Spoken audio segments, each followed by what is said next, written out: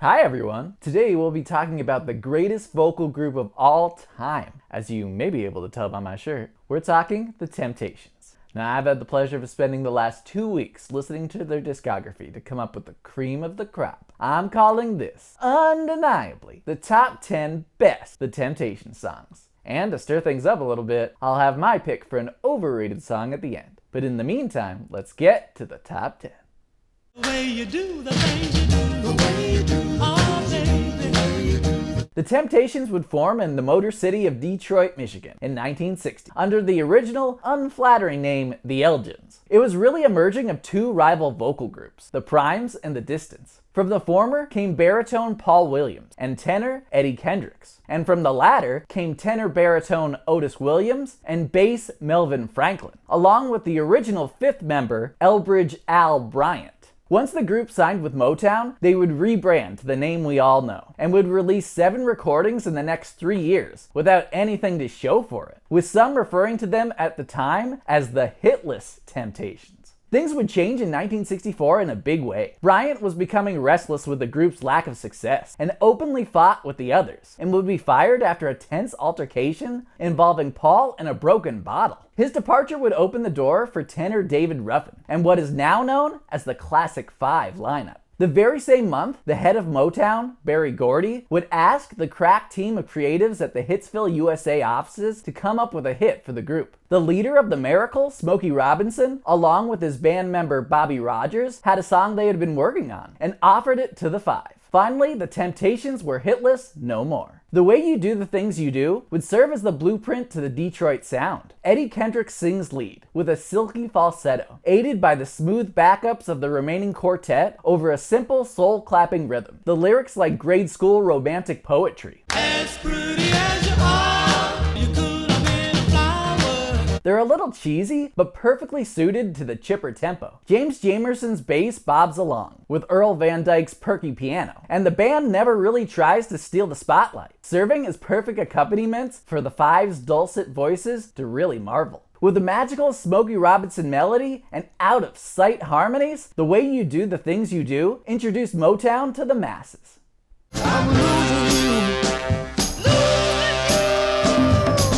David Ruffin may have been the last member to join the Classic Five lineup of the Temptations, but in short form, he would take center stage. While early recordings of the group would often switch between members for the lead, after the Ruffin-led My Girl became a smash sensation, he would become the de facto frontman. For the next 2 years, David would sing lead on the majority of singles, many of which were big hits that still resonate today. Of course, this success would also go to his head. After Motown decided to rebrand the Supremes as Diana Ross and the Supremes, Ruffin felt entitled to the same treatment. Naturally, the rest of the group bristled about the prospect of being David Ruffin and the Temptations, and it became one of several contentions that would eventually lead to David's exit from the unit. While Ruffin would leave and have some success as a solo artist, he would never come close to the magic he harnessed together with the other four. I Know I'm Losing You would be the 4th consecutive single by the group in 1966 to reach the #1 on the R&B charts. To say they were hot was an understatement. The Temptations were at #1 for 16 weeks that year. Ruffin's rough around the edges tenor sings the anguished plea. On the chorus, with a heavy heart, he croons, Someone's taking my place. Ooh, baby, I'm losing you. all while the rest of the gents sing smooth harmonies, accenting that loss. Cornelius Grant, who co-wrote the song, plays a stinging guitar, while the dynamic horn arrangement by Wade Marcus and Paul Reiser raises the dramatic stakes as high as possible. With the rousing cues, David sings with the spirit of a man who won't let his lover go without a strong fight. I Know I'm Losing You is a bleeding heart Hail Mary, sung with incredible passion by David Ruffin.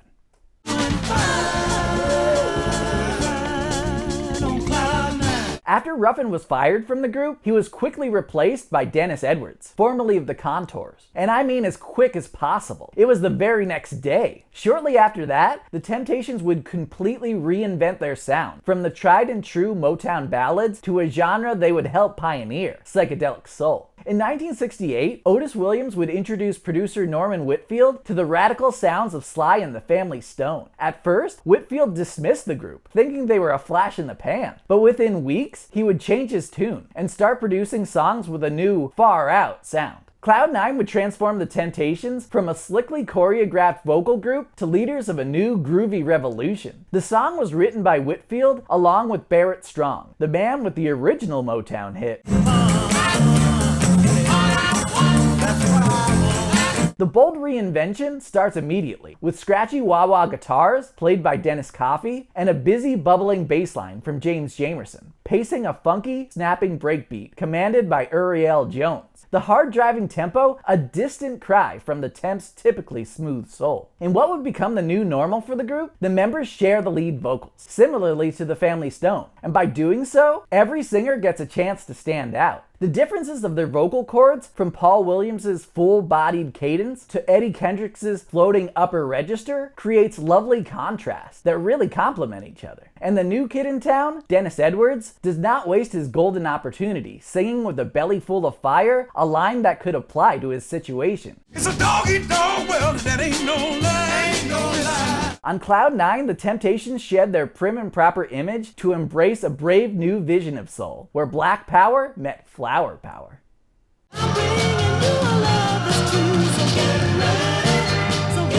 Motown Records became a hit factory in the 60s because of the fierce competition of talented songwriters that wrote for the label. Among them were the legendary trio Holland Dozier Holland, comprised of the brothers Brian and Eddie Holland, along with Lamont Dozier, responsible for dozens of timeless songs, from the Supremes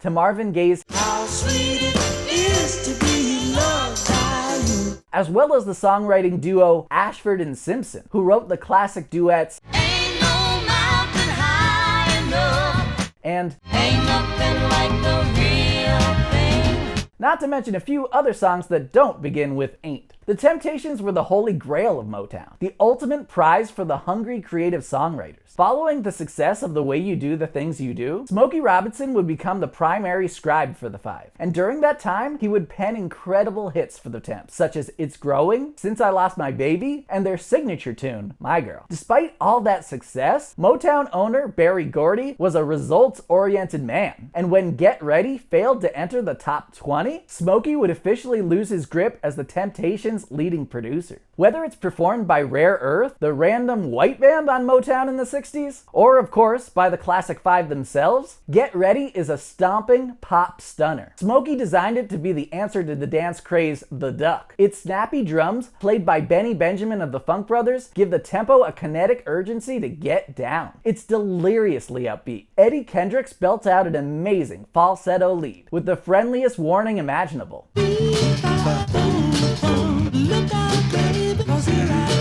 The gentlemen join the rally with rich harmonies echoing the title and soaring over the rushing strings and sounding horns. Smokey got a little shafted. Get Ready is an epic, uplifting barn burner and a brilliant song by a gifted, prolific songwriter.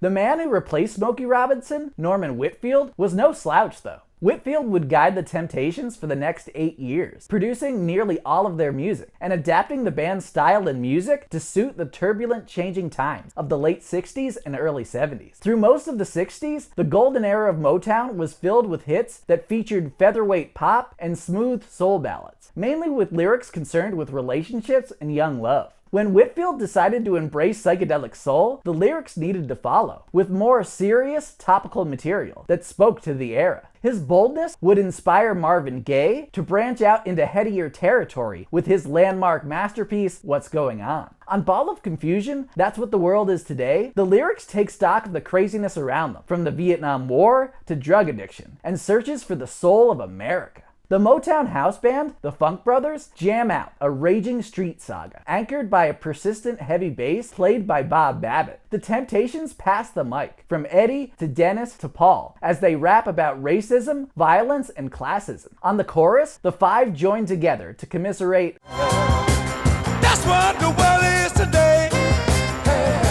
while the bombastic horns ring out and heighten the dramatic reality check. Through it all, the drive of the song makes it certain that despite the chaos, the music will still survive, as bass singer Melvin Franklin confidently bellows, And the band played on. More than simply a song performed admirably by the Nuns in Sister Act 2, Ball of Confusion, That's What the World Is Today is a progressive pop protest anthem that funks with a fiery purpose. Just my imagination running. For 2 years, The Temptations rode funk-tinged psychedelic soul to the top of the charts, but when a single in late 1970 failed to crack the top 30, producer Norman Whitfield decided to quickly pivot to a song that he and Barrett Strong had written in the late 60s that felt out of place next to the trippier social conscious fare. Just My Imagination, Running Away With Me was more of a throwback to the earlier R&B ballads that defined the group. Somewhat ironically, it would be a bittersweet goodbye to two of the original Temptations. Paul Williams, whose health problems forced him to retire, and Eddie Kendricks, who would follow his friend David Ruffin's advice and leave to pursue a solo career. By this time, Kendrick's relationship with the group and acting leader Otis Williams was very strained. Eddie had frequent disagreements with Otis's management of the group and became weary of how Motown handled the band's finances. He also openly derided the new psychedelic direction and expressed his desire to return to the good old days of smooth soul. Kendricks would at least be granted that latter wish on the last single he would sing on with the group. On Just My Imagination, Kendricks takes his final lead. His acrobatic voice glides over a quietly smoldering blues groove from the Funk Brothers. He was so distant from the group that on Ed Sullivan's show, he sang the song completely separated from the others. Yet you'd never be able to tell because of how warmly and invitingly he sings. In the verses, he conjures up fantasies about courting the apple of his eye, only to snap out of it in the chorus. With the rest of the troupe expertly intertwining on the melody, he drops the act, crooning, It was just my imagination running away with me. His lonely admission seems intimate rather than desperate, and with tender, lush harmonies and the Detroit Symphony Orchestra's swelling strings, it's hard not to get wrapped up in the hopeless romantic intoxication. With a delicate swaying melody and otherworldly vocals, Just My Imagination Running Away With Me is hands down one of the all-time greatest slow jams. It's a beautiful, melancholic daydream that lingers with you.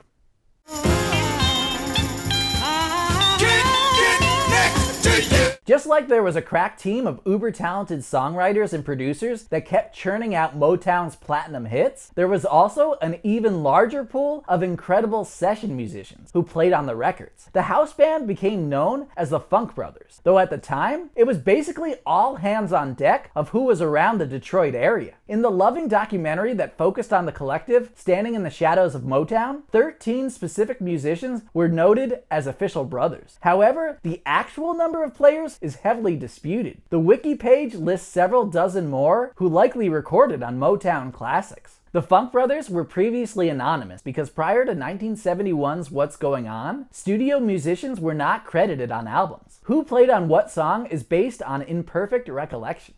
What is known is that some combination of members played on each of Motown's 100+ R&B number ones and 50+ pop number ones, released between 1961 to 1972. It's a staggering amount of hits, more than the Beatles, Elvis Presley, the Beach Boys, and the Rolling Stones combined. And you better believe they backed the Temptations' entire Motown career, evolving in sound along with the group. On I Can't Get Next to You, with instrumentation credited simply to the Funk Brothers, the band is in top form. It's unclear who played the instruments, but they were en fuego. A pounding saloon piano paces the tempo, along with a head-spinningly busy bass line and a fresh, snapping drum beat. The chicken scratch guitars add rhythm during the verses, and then a cutting guitar lick sizzles in the chorus. The lads lean into the runaway rhythm, alternating lines with jubilant passion. And on the rush of the chorus, the sublime harmonic refrain is one of the best earworms in the entire Temptations canon. I can't get next to you, baby. I can't get next to you. I Can't Get Next to You is a galloping, tambourine-shaking shot of adrenaline, where the Temptations fed off the effervescent energy of a red-hot house band.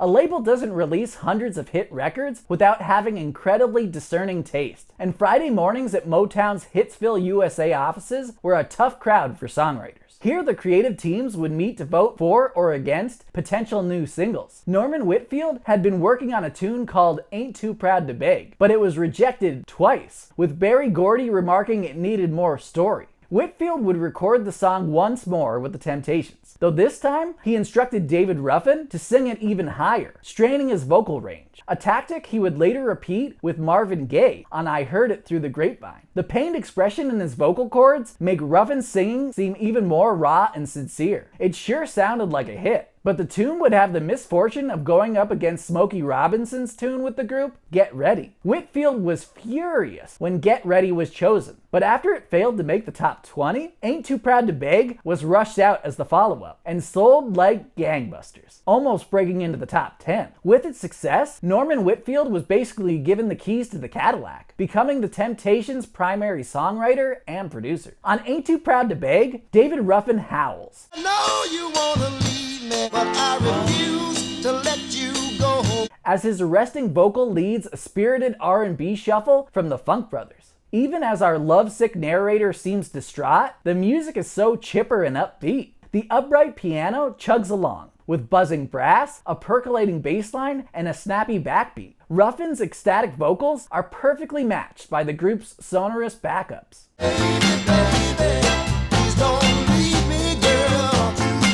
The harmonies elevate the song to perfect ear candy. Ain't Too Proud to Beg is a tightly written, hip-swinging apology filled with yearning, burning passion, and a catchy, unforgettable hook.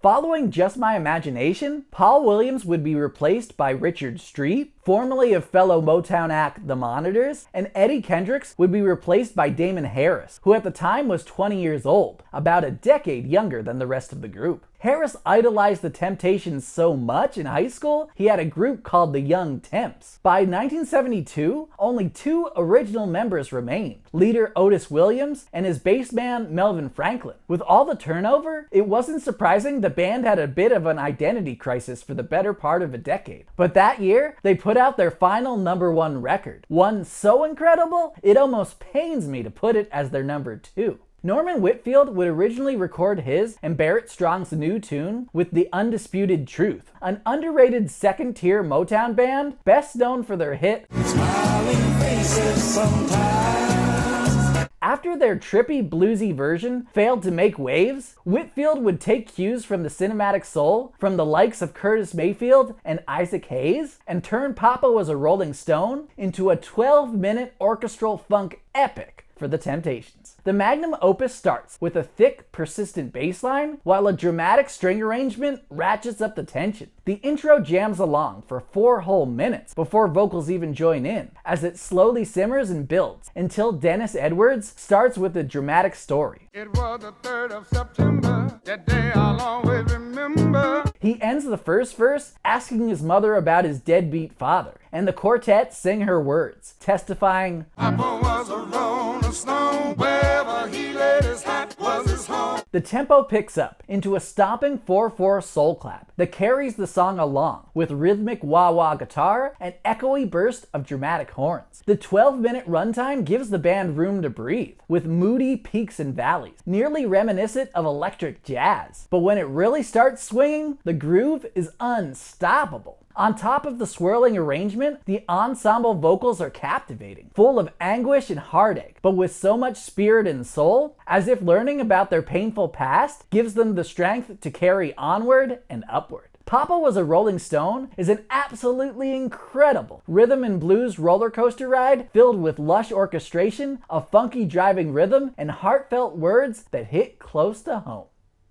Make me feel this way, my girl. Papa Was a Rolling Stone is one of my favorite songs ever. However, there was only one true choice for the Temps' all-time best. My Girl is as pure as a pop song can get. It's a ray of sunshine in an often gray world. The tune encapsulates the amazing magic of the Classic Five, with the instantly memorable waterfall refrain of the chorus,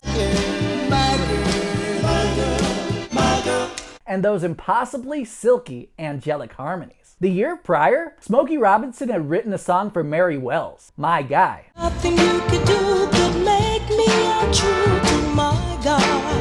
and he was toying with a similar idea, but from the male perspective. Smokey would say it was mainly written at the legendary Apollo Theater, while the Temptations were booked with his group, the Miracles, on a double bill. He and his bandmate Ronald White were working it out when the Temps overheard the song, and they were so excited about it, they convinced Robinson that they should be the ones to record it instead of the Miracles. While Eddie and Paul had mainly handled leads to this point, Smokey thought it was an ideal song for David Ruffin, who he saw had untapped star potential, with a voice he described as both mellow yet gruff. He was right. It would be the first Temptations hit to make it to #1 on the pop charts. My Girl starts off with an iconic, undulating bass line from James Jamerson that's instantly recognizable.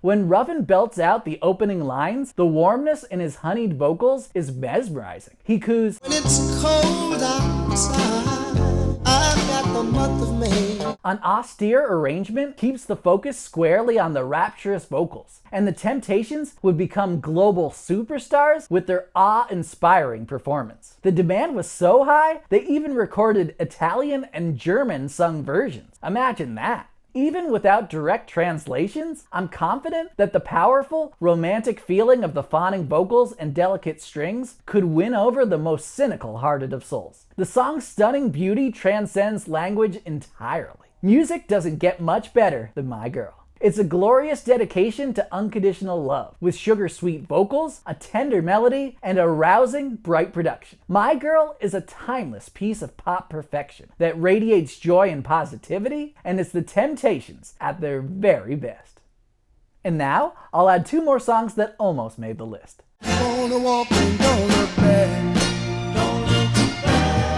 Sadly, behind the Temptations' beautiful music and enduring success, there was ugliness and very unfortunate ends. David Ruffin would get addicted to cocaine and later die from an overdose. Eddie Kendricks' years of chain smoking would cause him to lose his gorgeous falsetto and eventually die of lung cancer. Yet the saddest story was that of Paul Williams. Due to personal issues compounded with a health battle with sickle cell anemia, Williams spiraled into a deep depression and a brutal case of alcoholism. The disease wreaked havoc, enough to force him into retirement from music altogether, and he would end up committing suicide at only 34 years old. It was a tragic end for a man who had brought joy to so many. Don't Look Back was one of the few singles where Paul was the lead. It was originally the B-side to My Baby, which has since faded, while this song has become a standard. Another song written by Smokey Robinson and Ronald White, it became more of a hit when it was released on the Temptations Live LP, where women could be heard in the audience clamoring for the tune. Paul's voice is deep and melodious. He sings the chorus with an intimacy that gives chills. If you just put your hand in mine. While the rest of the group echo the line with divine harmonies. Filled with swaying, elegant orchestration, Don't Look Back is a dreamy, soulful stunner with a powerful lead vocal from the group's most overlooked member.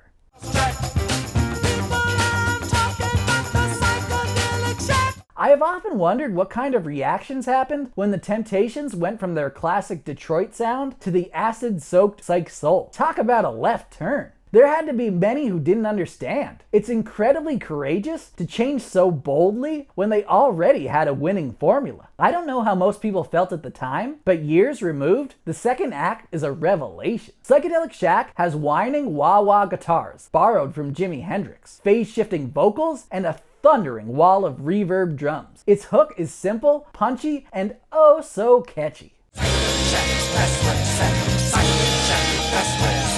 The Funk Brothers earned their funky stripes on the slamming groove, and the ensemble vocals that dance around the band are so high, you can't get over it. Psychedelic Shack is a blow-your-mind funk bomb that deserves to be mentioned among their best.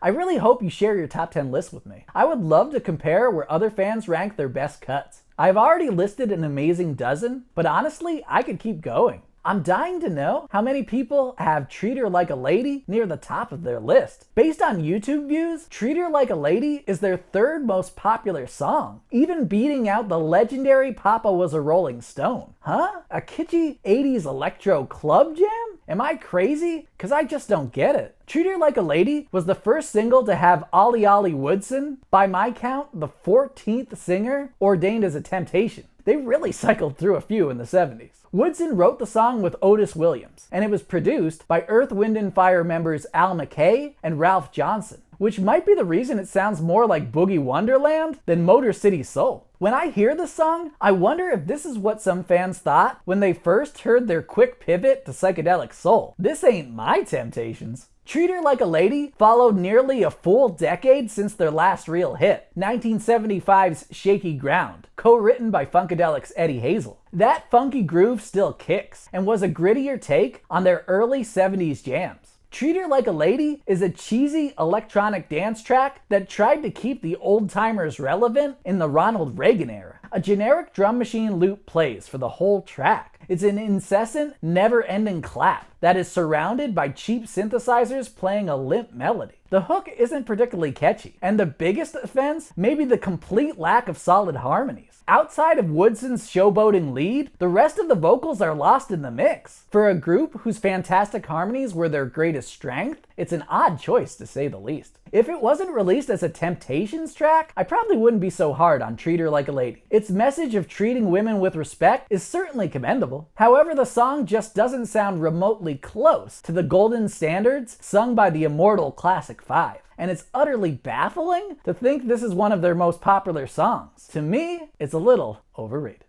What am I gonna do? What am I gonna do without you, baby? If you've never dug into the excellent compilation Lost and Found, You've Gotta Earn It, you've been missing out. Honestly, I'm excited for you to check it out. It's a treasure trove for fans, with 20 unreleased records, mostly from the Classic 5 years. What Am I Gonna Do Without You is a colorful, bopping number that was written by Ivy Jo Hunter, co-writer of Dancing in the Street, as well as a genius you might have heard of named Stevie Wonder. Not sure if Stevie plays the rollicking piano, but his upbeat spirit is all over this jam. The lyrics are heartbroken, but with the spunky rhythm and David Ruffin's magnetic vocals, there's a feel-good energy that makes you know the sun is going to break through the clouds. What Am I Gonna Do Without You is too good of a slice of soulful R&B to be buried in obscurity. If you haven't heard it, you should check it out. So there you have it. That was undeniably the top 10 best The Temptations songs. So, how wrong was I? Do you agree? Do you disagree? What's your list look like? Do you think Treat Her Like a Lady is one of their best songs? Let me know. And if there's any songs I missed, let me know in the comments below. Hope you stick around, and thank you for watching.